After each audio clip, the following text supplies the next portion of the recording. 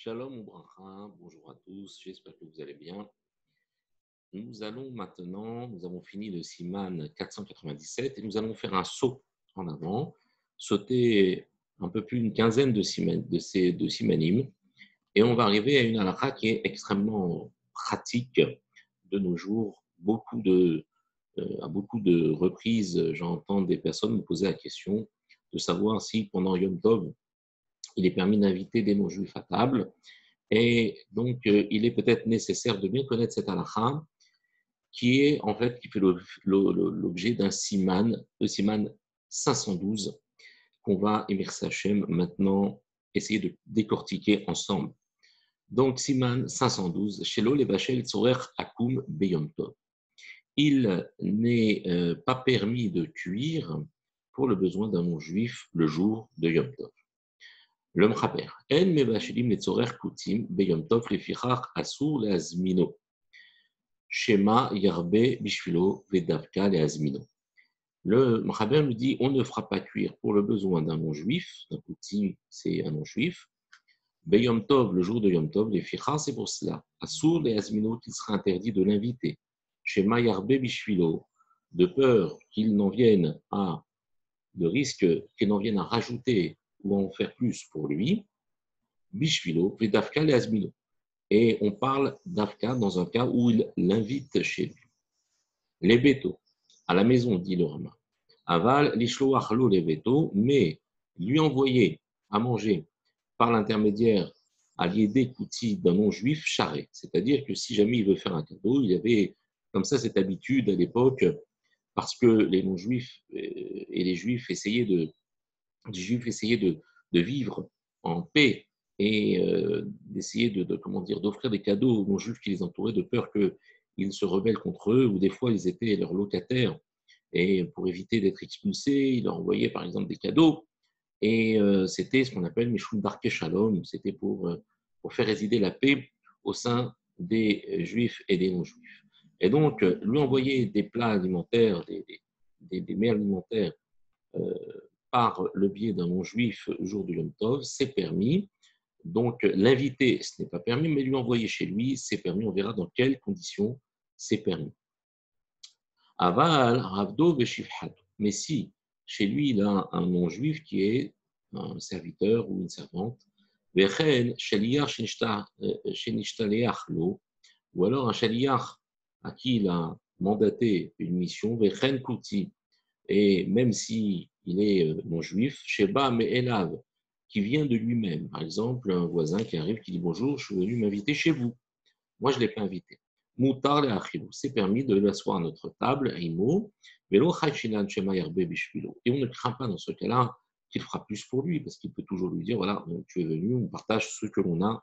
Ici, l'invité, c'est quelque part chercher à lui faire du kavod. Donc, on va peut-être en arriver à dépasser les limites du permis. En revanche, quand une personne vient chez nous, ou alors qu'elle est, servant chez nous, servante ou serviteur chez nous, eh bien, on ne va pas faire plus pour lui, il fait partie, on va dire, du système, et on ne cherche pas particulièrement à l'honorer à travers le fait qu'il mange avec nous. Le Rama nous dit, et même pour son serviteur ou sa servante, il lui sera permis de rajouter en quantité, dans la marmite dans laquelle il fait cuire pour lui. On verra que pour un autre, aval les acher kutim, mais pour d'autres non-juifs qui ne sont pas des serviteurs, c'est interdit même de rajouter en quantité dans la marmite que je fais pour moi, d'accord, Ve Israël, et le juif a offert Betanour Shel Kouti, qui fait cuire du pain dans un four qui appartient à un non-juif. Il y avait à l'époque, les fours n'étaient pas des fours particuliers, c'était des fours publics, et ils étaient tenus par des propriétaires de fours, et les gens du village venaient apporter leurs mets pour pouvoir faire cuire dans le four. Il fallait payer une contribution pour avoir le droit d'utiliser ce four.